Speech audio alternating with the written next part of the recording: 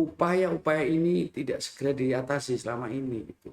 Rakyat cenderung memaklumi, tapi giliran meledak inilah diekspresikan. Protes sosial yang masif dengan cepat.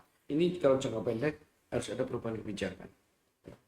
Dalam hal ini ya soal bagaimana daerah bisa jalan. Ini harus kita akui, daerah-daerah ini mengalami kelesuan.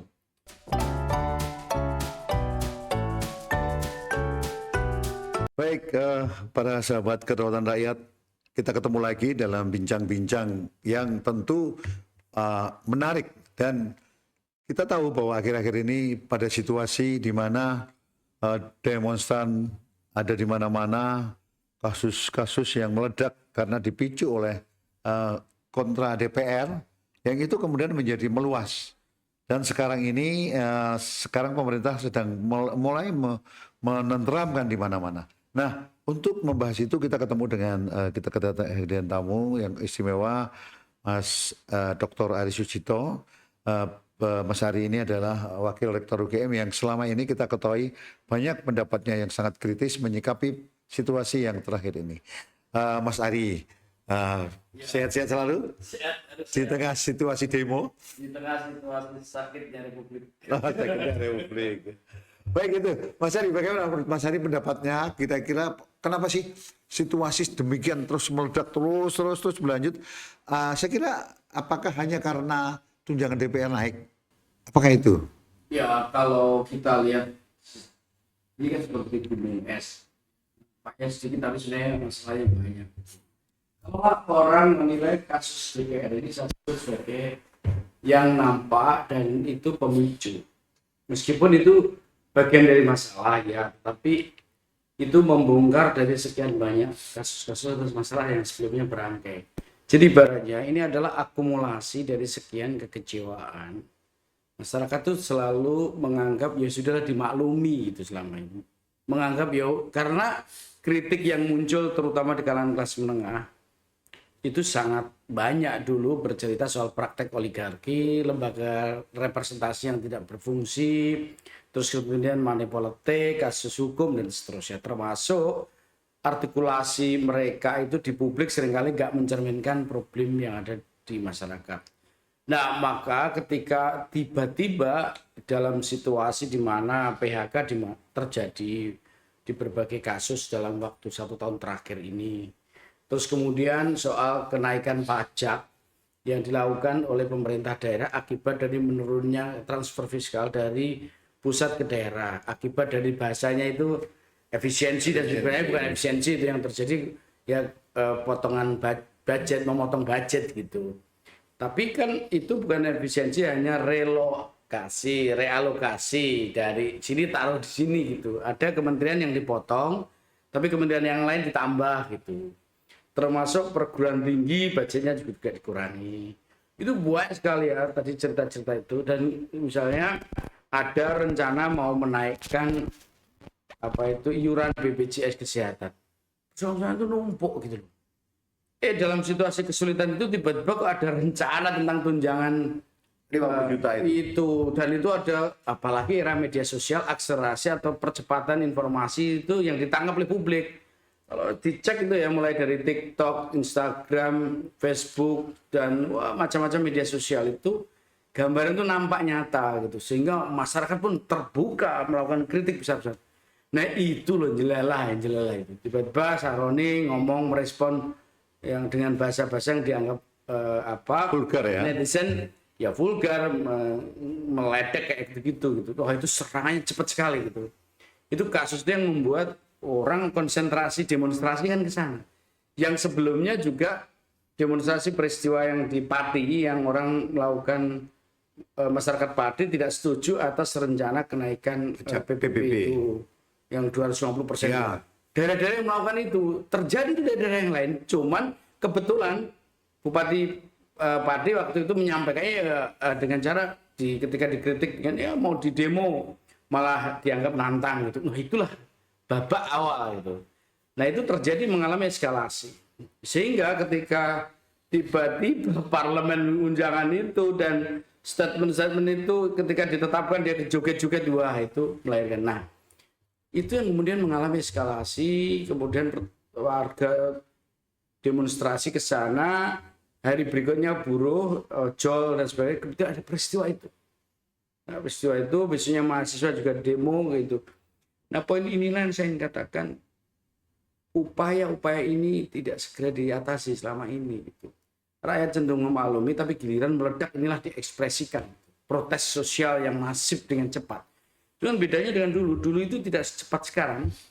Karena sekarang itu distribusi informasi lewat Iya, media dan sosial itu cepat bisa banget. menstimulan tumbuhnya solidaritas gitu.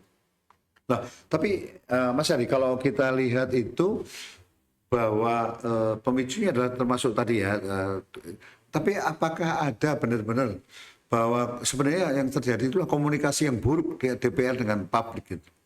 Ya ini untung aja sehingga ketahuan, untung buruk gitu. Untuk buruk. Ini yang punya hikmah ya gitu. Iya. Hikmah sehingga masyarakat berani menunjukkan kekesalan. Iya, kalau kita lihat pada situasi demikian, Mas Ari, bahwa lalu malah DPR pergi ke luar negeri ketika kemudian dikejar massa ya di luar negeri, mereka pergi kemudian. Nah sebenarnya kemudian ada di istilahnya di nonaktifkan. Sebenarnya apa aturannya, Mas Ari? Ya karena kemarin pergi itu kan takut ya karena ada peristiwa di mana tekanan Publik ya. itu luar biasa sehingga Saroni kemudian didatangi rumahnya di protes terjadi perusakan. Terus kemudian Eko Patrio, satunya si Kuya, terus Nafa Urban sebagainya. Itu hanya sekian banyak problem dari sebetulnya persoalan yang lebih gede gitu. Mereka pergi ketakutan gitu kan. Nah, memang persoalannya adalah ketika mengalami eskalasi tadi kasus itu meninggalnya salah seorang driver ojol ya, ditabrak meninggal, itu melahirkan ini kayak energi gede yang bisa tumbuh solidaritas. Nah, atas dasar itu maka ini mereka mesti nggak prediksi ini semua gitu. Seolah-olah apakah masyarakat itu kan ada gejala melihat pameran kekuasaan gitu. Misalnya banyak sekali itu sebelumnya itu kan ada pameran kekuasaan ya yang dikerjakan oleh politisi kita gitu ya. Lepas dari segala hal yang mereka miliki yang membuat kemarahan itu menumpuk gitu. Sehingga ketika ketegangan terjadi, presiden mengumpulkan ketua partai. Tujuannya menegur, tapi cara membaca presiden atas peristiwa itu hanya dilihat pada case itu. Kemudian dia meminta agar mereka dinonaktifkan, langsung bereaksi semua. Nggak sulit kalau cuma itu. Iya. Menonaktifkan. Kemudian yang kedua, mereka minta kunjungan-kunjungan itu dibatalkan. Iya, itu dalam sementara menjawab. Tetapi kan di balik itu sebetulnya gunung es tadi loh. Apakah sebetulnya pemerintah mau mengoreksi nggak soal kesulitan daerah akibat dari transfer yang menurun, dan itu menunjukkan satu bukti kegagalan desentralisasi dan otonomi daerah. Kabupaten kota itu gagal untuk mencari sumber daya karena keterbatasan maupun tidak kreatifnya. Akibatnya apa? Sekali dikurangi budgetnya, mereka gulung komeng ya bahasanya. Tapi pertanyaannya yang paling gampang akhirnya menaikkan pajak, memeras rakyat lagi kan, berat itu. Sudah lapangan kerja nggak ada, terus kemudian pemecahan terjadi, warung-warung sepi, dinaikkan pajak. Nah itu loh, tadi itu berangkai Mas. Sehingga kalau kemudian presiden kemudian mengambil supaya partai-partai bertindak, sudah bertindak tuh. Tapi sekali lagi itu belum menjawab pokok masalah. Saya setuju memang kita jangan sampai anarkisme. Ya. Tapi kalau kita pengen meredam sebetulnya ya perubahan kebijakan gitu. Misalnya apakah mau nggak rencana tentang kenaikan BPJS kesehatan ini dihentikan. Karena itu akan kesulitan lagi loh. Oke. Kemudian yang kedua, misalnya soal yang kita sebut sebagai lapangan kerja ini masih terbatas. Terus koreksi atas Danantara. Kayak gitu loh. Ternyata memang dana itu besar sekali untuk makan bergizi gratis. Itu perlu direview gitu loh. Nah dengan cara seperti itu maka kita ini sedang tidak baik-baik saja situasi ekonomi politik kita. Maka kalau saya lihat ya memang ini krisis politik dulu baru dipertajam oleh krisis ekonomi gitu. Maka itu kalau misalnya mengatasi kekerasan oke, dengan cara membuat mereka agar turun tensinya lalu siaga satu. Itu hanya sementara. Nah pertanyaannya apakah siaga satu memang benar-benar efektif atau tidak, kita uji nanti. Tapi saya merasa bahwa ini hanya untuk menjawab satu sisi tadi agar tidak terjadi eskalasi anarkisme gitu ya, yang dibaca oleh pemerintahan Prabowo saat ini. Namun ini sekali lagi masih api dalam sekam, karena kalau problem-problem pokok tadi nggak dijawab gitu, rakyat pasti akan muncul lagi marahnya. Persoalannya apakah pakai momentum atau tidak gitu, pakai isu-isu kecil atau tidak, kemungkinan enggak gitu. Ya, jadi memang ini problem itu sebenarnya api dalam sekam, betul ya. Masih banyak, dan gunung es tadi, bahwa di dalamnya itu ternyata lebih banyak.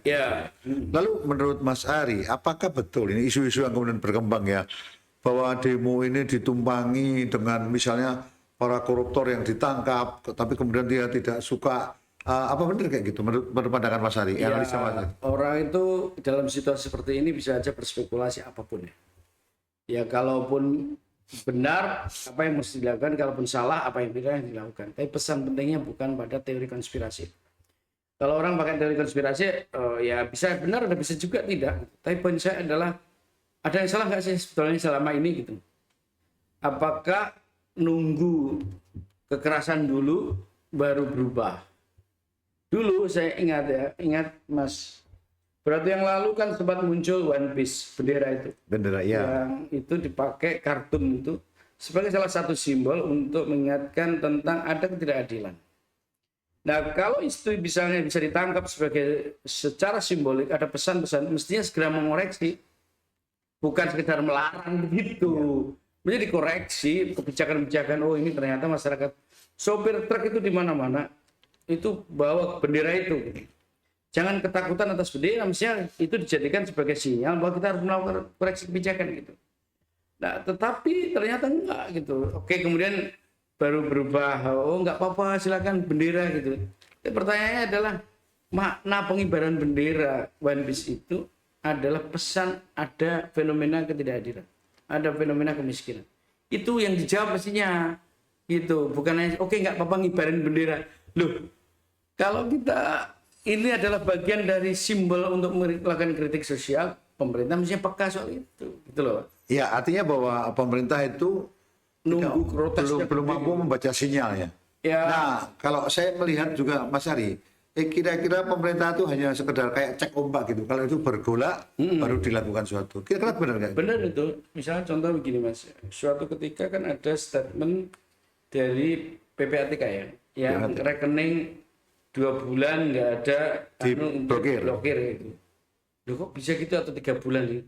Kok bisa gitu loh? Banyak rekening orang-orang tukang bakso yang menabung sedikit-sedikit untuk kalau tidak ada transaksi keluar tiba-tiba diblokir, itu kan nggak bisa begitu. Termasuk misalnya orang nabung untuk uang kuliah, itu kan bisa 6 bulan itu. Kalau nggak ini bisa diblokir, kan nggak logis itu di dalam tata kelola kita melihat dan membaca. Kalau orang mengkhawatirkan, kalau pemerintah mengkhawatirkan banyak sekali misalnya potensi untuk money laundering atau judi online yang ditindak bukan rekeningnya orang-orang, nggak salah diblokir gitu. Nah, akibatnya apa? Orang merasa bahwa kok begini, kita serba salah, tanah juga begitu, perlakuan tanah juga seperti itu. Tiba-tiba ketika protes masyarakat bergejolak, PPATK dipanggil, terus kemudian tolong dikoreksi oleh presiden. Pertanyaan saya adalah apakah PPATK itu membuat kebijakan tanpa sepengetahuan presiden? Ya, kan mesti tahu. Iya. Nah, itu yang tadi Mas Okto sebut, ya cek ombak, kalau itu berhasil lanjut gitu ya. Tapi kalau enggak ya dikoreksi begitu. Enggak boleh begitu. Ini karena kalau diperlakukan seperti itu, nanti masyarakat bisa cek ombak juga pada negara nih gitu. Oh, kasih gini katanya nggak takut. Ya, oke gini pakai ini gitu. Gitu dong. Jangan begitu, menurut saya harus ada sistem evaluasi. Misalnya soal kementerian kita yang terlalu besar, tidak solid di dalam fungsinya, terus program-program yang ternyata nggak berhasil harus direview menurut saya. Terus soal kesulitan masyarakat akibat dari realokasi budget, itu gimana daerah itu, misalnya September ini buat terobosan lah, misal kasih itu lepas dari segala kecenderungan yang ada, desentralisasi memang belum melahirkan terobosan-terobosan baru. Tapi dengan memotong budget itu yang membuat daerah kolab itu berat sekali nanti dihadapi. Dan tidak semua daerah itu mampu loh Mas. Ya, ada daerah yang punya sumber daya alam.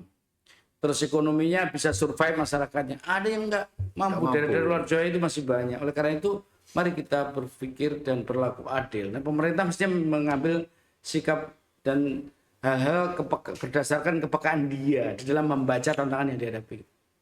Iya, iya betul.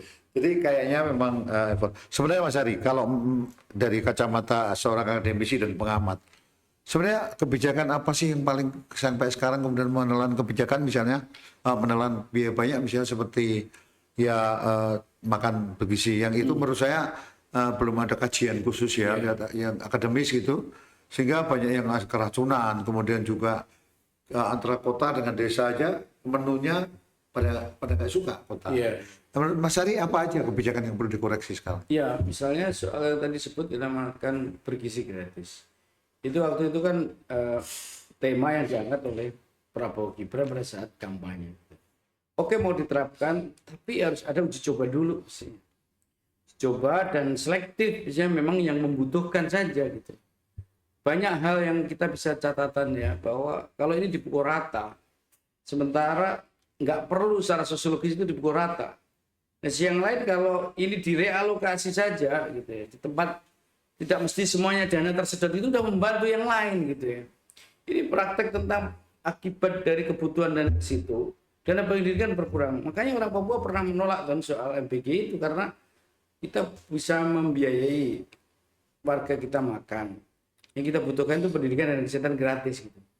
Nah, ada banyak hal yang kemudian kita bisa katakan bahwa realokasi soal ini tanpa dipersiapkan dengan baik bisa mengorbankan program-program gede yang lain yang itu lebih penting gitu. Oleh karena itu mestinya selektif saja dulu, setelah itu dicek gitu ya, tempat-tempat yang dengan ukuran tertentu. Kemudian kalau ini berhasil nanti dikembangkan dari yang lain. Ada sebenarnya sekolah-sekolah yang dia udah kaya, nggak mampu, nggak perlu diberi makan siang gratis itu gitu. Tapi yang akibat dari disamaratakan harus ngambil itu, nggak dimakan. Iya, Bahkan iya. ini di luar soal peristiwa kasus-kasus tentang keracunan, soal lauknya nggak bergizi ini kan di TikTok banyak sekali ya. Betul. Yang menceritakan soal itu. Oleh karena itu menurut saya ya harus ada evaluasi. Dan kita tahu persis kalau memang harus diubah ataupun diperbaiki, ya perbaiki gitu. Jangan kemudian membuat ini terus jalan saja sementara problematis jadi tata kelola dan budgetingnya, karena dampak dari itu semua membuat program-program lain dari terbengkelai. Iya. Nah, lalu kalau menurut Mas Ali ini, Banyak sekali ya, banyak. Sekali lagi selain soal MBG banyak sekali. apalagi Ya. Ini tadi soal Danantara. dan antara ya Itu kan sebenarnya pengumpulan untuk investasi. investasi. Tapi di bidang pendidikan contohnya ya itu malah ada Danantara University. Ini tujuannya apa? Menurut saya bahkan memfasilitasi perguruan tinggi asing untuk ke sini dari Danantara itu. Sementara dana perguruan tinggi dikurangi. Akibatnya apa, Mas? Gara-gara perguruan tinggi di baik PTNBH atau BLU dan sebagainya dikurangi, dampaknya apa? Mereka itu, terutama yang PTNBH, itu merekrut mahasiswa banyak-banyak gitu, hanya untuk mendapatkan UKT, untuk nambah kekurangan gara-gara subsidinya dikurangi gitu. Termasuk beasiswa pun dikurangi. Beasiswa apa? Kartu Indonesia Pintar kuliah itu sekarang dikurangi besar-besaran gitu. Itu kena terasa sekali dirasakan oleh mahasiswa yang memang membutuhkan untuk membiayai kuliah gitu. Nah, hal kayak gini-gini ya menurut saya termasuk jumlah menteri yang banyak, overlap, terus kemudian satu sama lain tidak nyekrup Nyambung, lah iya, bahasanya. tidak nyambung gitu ya. Tidak nyambung itu harus juga dievaluasi gitu supaya ini baru 10 bulan Mas. Ya, program-program Udah seperti terasa banget. koperasi Merah Putih itu juga makan dana banyak kan. Sekolah rakyat yang juga sebenarnya itu juga bagus, cuman itu juga makan biaya banyak dan Indonesia masih terseret kemana-mana. Nah kemudian kalau ini kemudian kaitan pajak dari seterusnya, karena sampai ke rumahnya Bu Sri Mulyani dijarah. Menurut Mas Ari gimana tuh? Ya itu kalau kasus penjaraan ini ya memang kita kita pasti sedih lah melihat situasi itu beberapa anggota DPR yang 4 tadi yang kemudian dijarah itu sekali lagi itu bagian dari keprihatinan kita. Cuman yang menarik itu ketika rumahnya Ibu Sri Mulyani sebagai bendahara negara itu ikut-ikutan dijarah.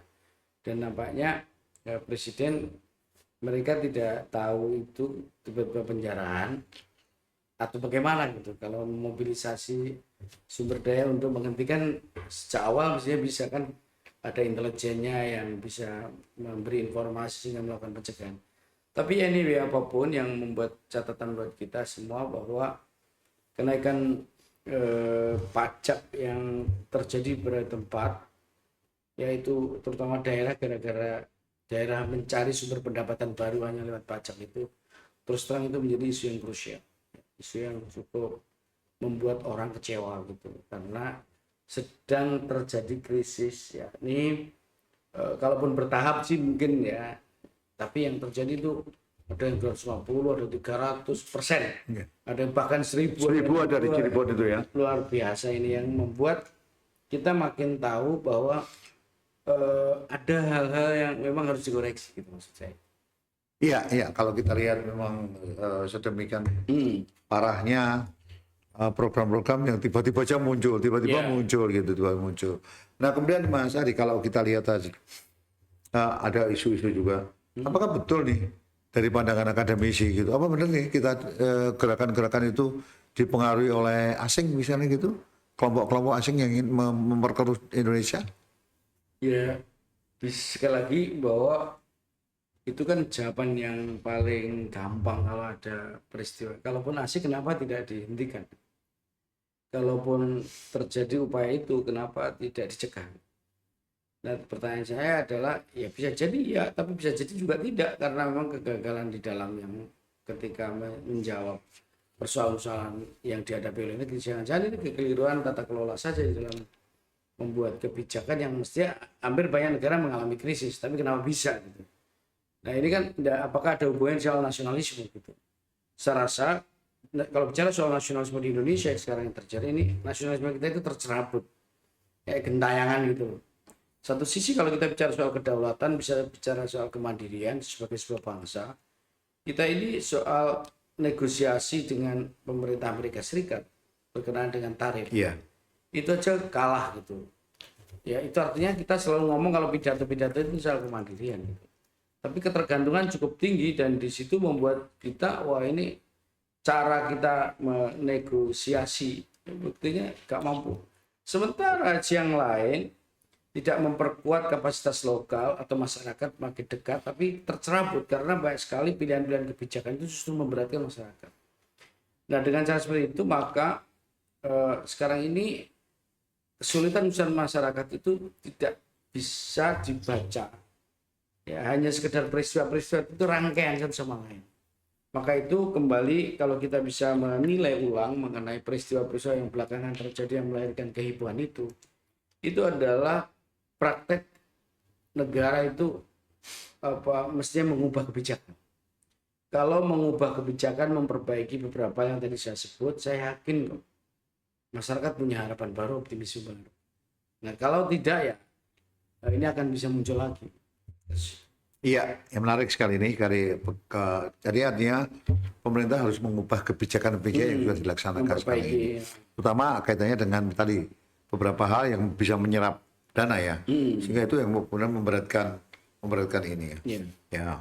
Kemudian kalau ini Mas Ari, kalau kita kaitkan dengan tadi aksi-aksi demo ya, kemudian ada mahasiswa yang kemudian tadi gerakan di mana-mana itu, apakah ini menurut Mas Ari memang gerakan-gerakan memang ketidakpuasan betul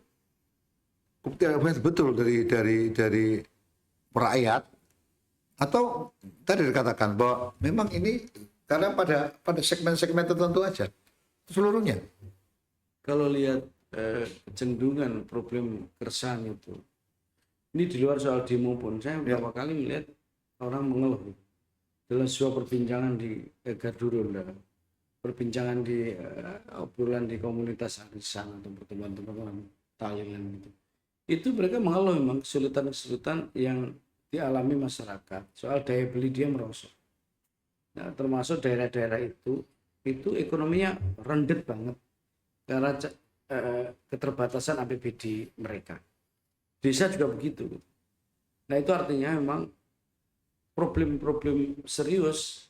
Anda bisa cek ya misalnya soal ojol. Ojol itu jangan dianggap kelas bawah, itu rata-rata ada yang sarjana banyak itu. Gara-gara pergeseran dia mengalami kemerosotan soal lapangan kerja. Nah, teman-teman ojol itu nggak bisa. Mengapa kemarin itu solidaritasnya kencang? Mereka kan struktur kerja yang relatif pilihannya mau ke sini, tapi sambil nunggu kerjaan dia di ojol dulu gitu. Tapi kalau nanti dapat ya tetap ini, terus nanti disambi, kadang ojol itu samben dan sebagainya. Nah, itu artinya ketika mereka ini adalah merepresentasikan perjuangan masyarakat yang sedang menghadapi krisis, mestinya itu dibaca sebagai sebuah problem yang harus diperbaiki, harus dijawab oleh negara. Bukan sekedar memang kita memberi perhatian bagi yang meninggal, jelas itu wajib lah, memberi perhatian pada yang meninggal, pada yang korban gitu. Namun pada saat yang sama ke depan, dipikirkan juga bagaimana nasib ojol ini ke depan. Karena memang undang-undang menyangkut soal itu seringkali melahirkan protes di kalangan teman-teman ojol. Nah, dalam skala yang lebih luas, kalau kita lihat misalnya kasus pembakaran pada simbol-simbol negara, simbol-simbol aparat ya, seperti kantor-kantor kepolisian yang dibakar, itu kan wah itu luar biasa. Fenomena apa ini? Dugaan saya memang pemicunya waktu mereka kebetulan ada yang mendemo itu ojol itu ditabrak gitu ya. Dan kepanikan mereka tidak berhitung untuk risikonya sangat besar. Ini problem kemanusiaan. Kemudian melahirkan keras, kemudian bergejolak di mana-mana, kantor polisi di demo, kemudian bahkan ada kasus kebakaran. Itu menurut saya itu adalah bagian dari akumulasi dari sekian banyak persoalan-persoalan yang muncul, termasuk kantor-kantor DPR dibakar. Itu fenomena apa gitu? Itu menunjukkan saya juga akumulasi dari sekian banyak persoalan. Karena itu apa yang lesson learned yang kita bisa ambil dari situ adalah ya harus perbaiki kebijakannya, termasuk mereformkan polisi harus direformasi. Dulu awal tahun 2000 kita security and defense sector reformasi sektor pertahanan dan keamanan.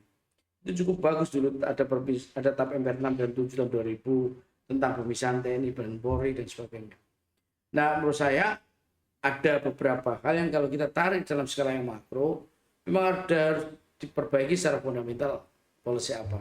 Sehingga cerita kita untuk menggambarkan betapa bagaimana ya kira-kira ke depan ini ekonominya bisa membaik. Bagaimana ya ekonomi baik itu ditandai oleh apa? Lapangan kerja. Ekonomi baik itu apa? Minimal dia tepat di dalam mengalokasikan budget. Kalau memang kesulitan akibat dari krisis, gitu. Tapi kalau direspon atau dengan cara menaikkan pajak hanya gara-gara kekurangan budget, padahal bukan kurang, hanya dipindah di lokasi yang lain. Di sini kesulitan, di sini berlebih, itu kan berisiko. Iya, jadi tampaknya memang sesuatu harus dilakukan ya untuk melawan ketidakjelasan kebijakan gitu ya Mas Aryan. Karena kebijakan antara ini sebenarnya kemudian paling gampang adalah menaikkan pajak. Lalu kemudian kira-kira apa Mas Ari untuk perbaikan ke depan baik bagi politik ekonomi kita, selain tadi mungkin tentang anggota DPR kita juga yang kayak begitu, kalau mentalnya begitu. Kemudian juga masalah ekonomi yang tadi pajak tadi. Kira-kira apa Mas Ari untuk perbaikan masyarakat ke depan? Saya kira ini kalau jangka pendek harus ada perubahan kebijakan. Dalam hal ini ya soal bagaimana daerah bisa jalan. Ini harus kita akui, daerah-daerah ini mengalami kelesuan. Kegagalan desentralisasi yang ada, otonomi daerah itu jangan kemudian dijawab dengan resentralisasi, tapi resentralisasi terbukti juga gagal karena dia tidak dibangun dengan kontrol yang cukup baik dan tidak membuat pendekatan demokrasi politik dan partisipasi memadai gitu.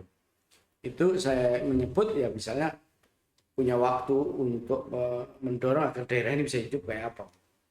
Kemudian yang saya juga ingin sampaikan bahwa pajak ini sebagai sebuah instrumen yang mestinya hal yang biasa.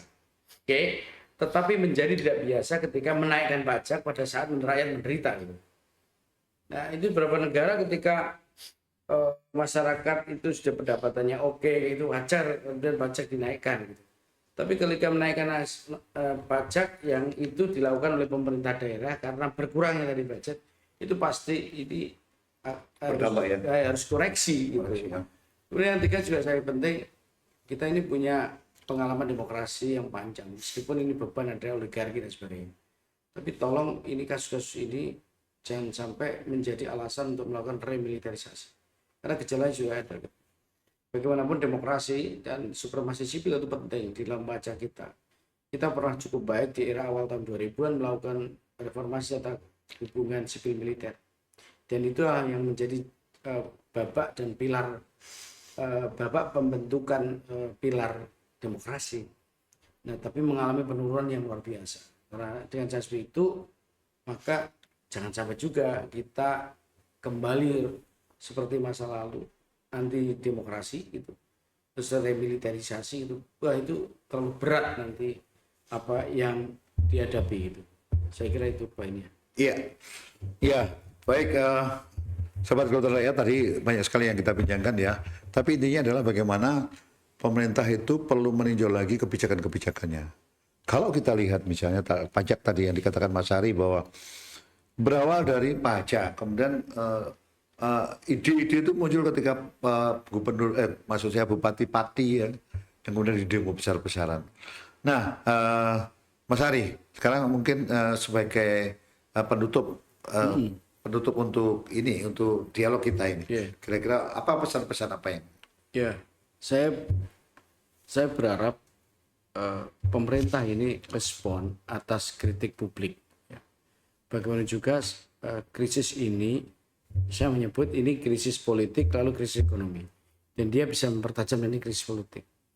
Mestinya pemerintah ngerespon ini tidak cukup sekedar ibaratnya itu memoles kayak balsem, seolah-olah itu sakitnya jarum-jarumnya hilang, tapi pokok masalah kenapa jarum terus cari. Nah, dengan cara seperti itu maka problem, memang parlemen ada masalah dan 4 orang udah dinonaktifkan.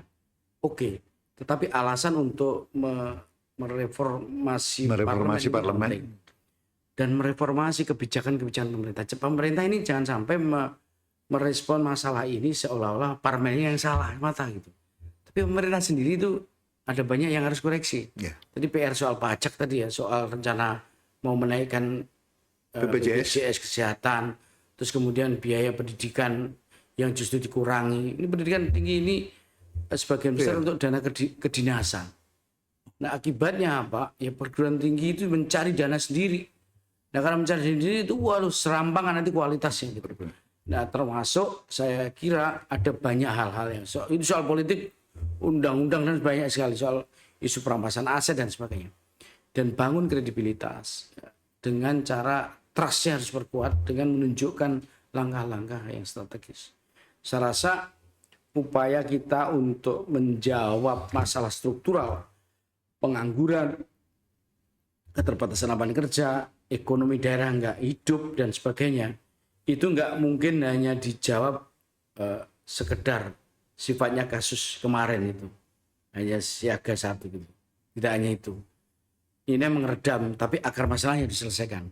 Dengan cara seperti itu kita punya harapan baru. Tapi kalau enggak, saya kok prediksi ini akan muncul kembali karena akar masalahnya belum diselesaikan. Nah, ini tantangan buat kita untuk membuat sesuatu itu makin baik atau tidak.